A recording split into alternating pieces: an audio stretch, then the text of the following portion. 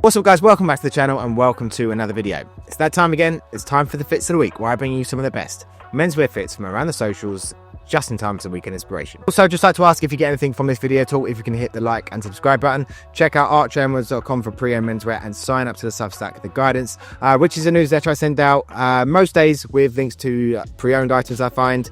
Pretty much everything I'm wearing at the moment is pre-owned. But yeah, items from all the brands you probably know and love if you watch this channel, as well as like links to stuff we mentioned in these videos and just general ramblings as well. So I'll put a link in the description for that. But enough about that, let's get into these fits. So first up we have Marco today in a very weather typical outfit for today. Unfortunately, it looks like the whole bank holiday for us Brits is going to be very rainy. I don't know where Marco lives, but it's a perfect outfit for this weather.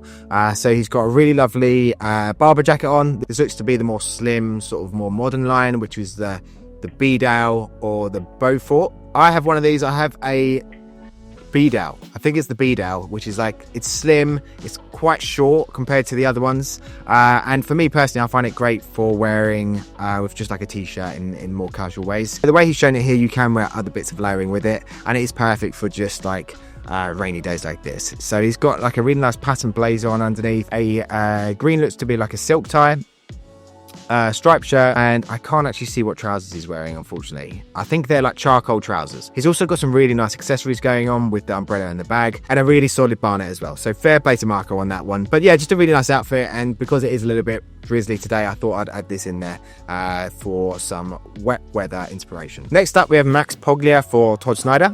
He's photographed here in Florence, and I really like this as just a use of blues. So he's got this really lovely seersucker blue suit on, and then like a chambray shirt on with like a cutaway collar as well. In a pocket square with some light blues, some darker blues, and some whites in there as well. A nice bit of monochrome dressing there with some different sort of tones, but it's the addition of the texture as well. So you've got the seersucker giving it that level of texture, you've got the tie giving another level of texture, and then the subtlety of the sort of chambray shirt as well, just giving a very faint whiff of texture as well.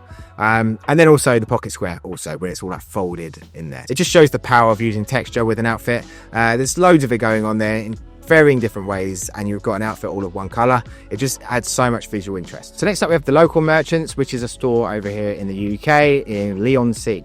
And this is another thing about texture. So when it gets warm, I do sort of, not obsessed, but I like to put together mood boards or like ideas for outfits that are just really simple. I think I went through this in maybe the last fits of the week or the one before that, where it's just, you know, it's a pair of trousers, it's a top, and it's a pair of shoes. So how can you make that interesting? So you've got the color choices, so you've got texture, and then proportions as well. So you've got the, you know, the relatively high rise that trouser, you've got the texture within that knitted polo, but then also the interesting color palette of it as well. It's kind of like sort of like terracotta sort of color, maybe like a burnt orange. I think that's just a nice interesting choice rather than the typical navies or maybe even the typical greens or even the browns. So yeah, just an interesting outfit made up from 3 items, because that's kind of what we're restrained to when we're not layering up, when we're not using like the sort of fallback of lightweight jackets, which can really be a centerpiece for an outfit. You have to find other items, and this sort of cable knit polo is the one for this. But then also you could say the same about the sort of light color trousers as well,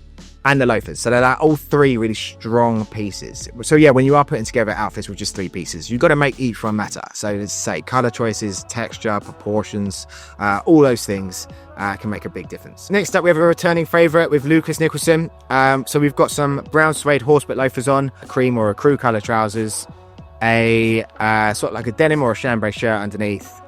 I think it's a little reverso on the wrist, and then this really beautiful jumper as well. Again, as the British summer hasn't really hit, unfortunately knitwear is still necessary, but this is a nice way of doing it with some lighter trousers. You've got a bit of a mid-tone with the jumper and then like a lighter shirt. It's a nice way to like signal warm weather, but also the need for warmer clothes as well. Next up we have Alex, or Avenue Alex on Instagram, in a really beautiful double denim outfit with a pattern blazer, and I think he's got like a black western belt and then some, I think tassel loafers. I think I can see a tassel there, the elevator sort of bars just covering that up.